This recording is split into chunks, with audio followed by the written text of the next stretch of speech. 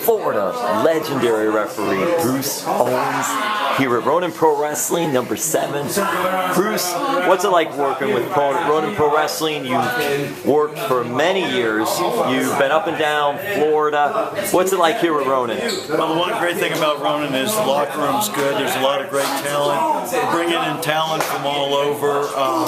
One of the greatest things I think you'll see is the performance of the workers is great. And, you know, when you see that, that's what sells tickets. You got to put some asses in the seats. And if you don't do that, people aren't going to come. Obviously, despite the rain today and the downpour, the building's half full already before we started, and it shows that the people are loyal. Bruce, what do you enjoy about doing this?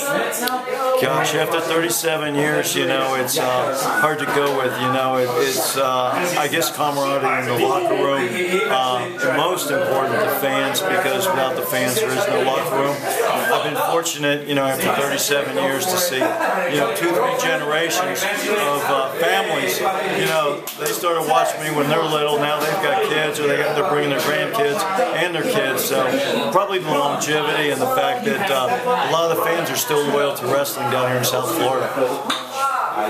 Bruce, have you able to give any advice to anybody that wants to be a referee? So many people want to be wrestlers when they come into the business, but do you find anybody coming up to you and just ask you, hey Bruce, what should I do here? I'm interested in becoming a referee, or I am refereeing. Do you get anything like that and give any feedback? Yeah, I get some feedback. My best advice is always be in the wrong place at the right time, because that's what the referee's job really is in this business. And stick the corner, stay on the way, because the most important thing is you can't crowd the workers in the ring. You simply can ruin a match by being in the wrong place, you know, that wise. I guess the thing that's kind of important for people to understand is either you're committed. A lot of people want to just be a referee and then I'll become a wrestler. You know, the most success I've seen is people that really want to be a referee and stay as a referee. And not saying that a lot of us haven't, you know, became a referee then wrestled or something early. That's more in the territory days. Nowadays, you gotta decide what you're doing. I mean, if you're sitting there and you're, you know, 150 pounds or 170 pounds, you're going to be a referee now and probably forever, you know. But it takes a commitment. You got to understand. You got to go in early. You got to put the ring up, tear it down, and do all that. Once people find out that they just don't get to go to the ring, and they've got to do other things like put it up, tear it down, you find out who's loyal and who's not. And a lot of times they walk away and they don't want to be a referee.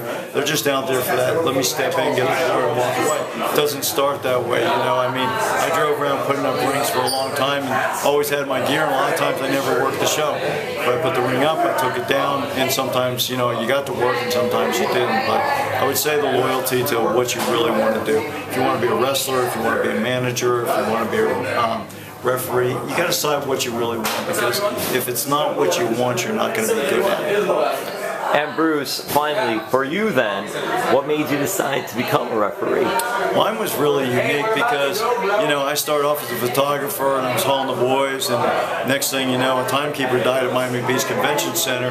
I ended up being the bell ringer, and after that, we started running double shots. So then I became an announcer. And after becoming an announcer, the next thing was, okay, I'm up. Go, go, go.